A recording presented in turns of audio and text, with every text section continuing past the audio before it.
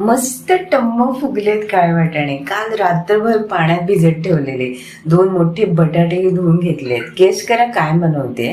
काळे वाटाणे कुकरला शिजवत ठेवले. स्टँड पर्यंत पाणी, काळे वाटाणे भिजलेले आहेत, मीठ, थोडं पाणी, हिंग आणि हे बटाटेच मावे ना कुकरमध्ये.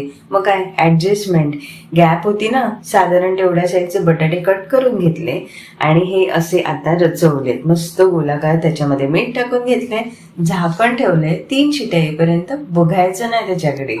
कांदा चिरून घेते काळे वाटाण्याच्या सांबारासाठी. नमस्कार मंडळी, कसे आहात सगळे? स्वागत आहे एका नव्या रेसिपीसह. काळे वाटाण्याची फोडणी देते. तेल, हिंग, मोहरी, जिरं, कापलेला कांदा आणि कढीपत्ता छान परतून घ्यायचा त्याच्यावर.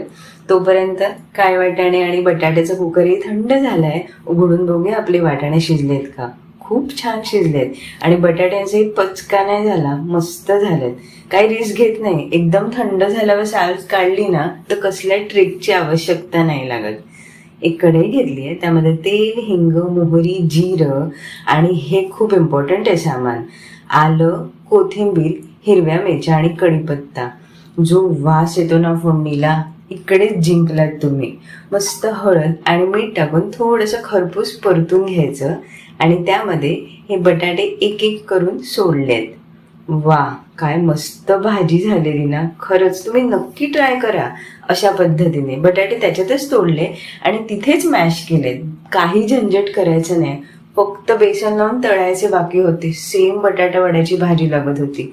खूप छान झालेली. टेक्स्चरवरूनच समजत असेल तुम्हाला. आता काळे वाटाण्यांकडे वळूया. मस्त तळलेला कांदा बाजूला काढलाय. कोथिंबीर, आलं लसूणचं वाटप, मालवणी मसाला, हळद आणि मीठ टाकून मस्त उकडलेले वाटाणे त्याच्यात टाकून मिक्स करून घेते. मसाला छान मुरलेत. तोपर्यंत ओलं खोबरं भाजलेलं, तळलेला कांदा आणि उकडलेले काळे वाटाणे असे मिक्स करून घेते. तुम्ही पण असंच बनवता का? कमेंट करून नक्की सांगा. कुकर लावून घेते. स्टँडपर्यंत पाणी, धुतलेल्या तांदळात दुप्पट पाणी, भिजलेल्या डाळीत मीठ, हिंग आणि हळद घालून कुकर लावून घेतलाय. 3 शिट्या येईपर्यंत बघायचं नाही त्याच्याकडे. त्याच्यानंतर मस्त आपलं वाटण काळे वाटाण्यात टाकले आणि आहा हा, काय चिकनचा रस्सा अगदी लागत होता.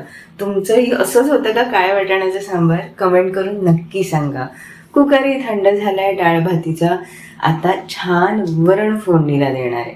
कोथिंबीर मस्त खरपूस भाजून घेतली आहे आणि छान फोडणी झाली आहे. मस्त डाळही शिजली आणि हे जेवण तयार आहे. सुंदर, अप्रतिम आणि चविष्ट. अजून काय पाहिजे? व्हिडिओ आवडला असेल तर नक्की लाईक करा. बाय.